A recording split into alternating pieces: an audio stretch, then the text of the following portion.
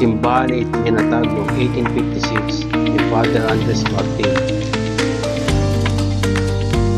Pagkatapos na may tatag ang distrito ng Novaliches noong taong 1854. 1959, sinimula ng construction ng simbahan sa pamumuno ni Father Gerardo Bautista. Taong 1985, sinimula ng pagsasaayos sa renovasyon ng simbahan sa pamumuno ni Monsignor Manuel Sebastian.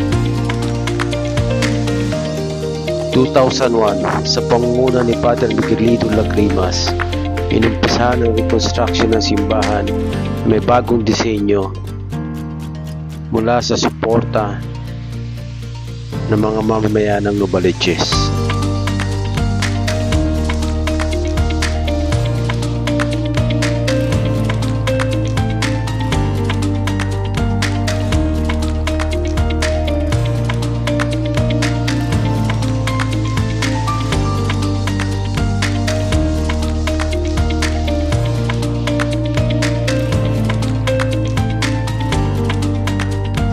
(1896), panahon ng revolusyon sa Pilipinas.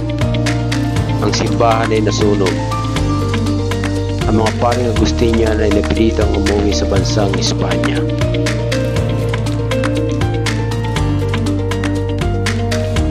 Ang simbahan din ay kilala bilang isang Mother of 70 Churches in Diocese of Novaliches. Ang imahe ng Nuestra Señora de la Merced ay dinala sa Pilipinas ni Padre Martin.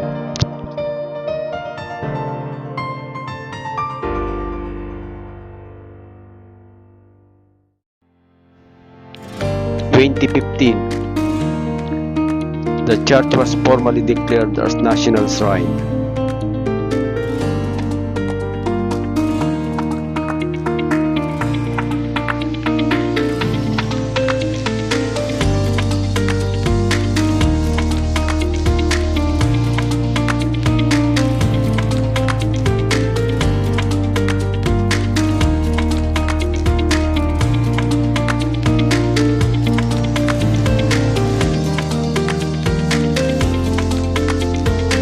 September 24 naman, pinagdidiwang ang kapistahan ng Our Lady of Mercy.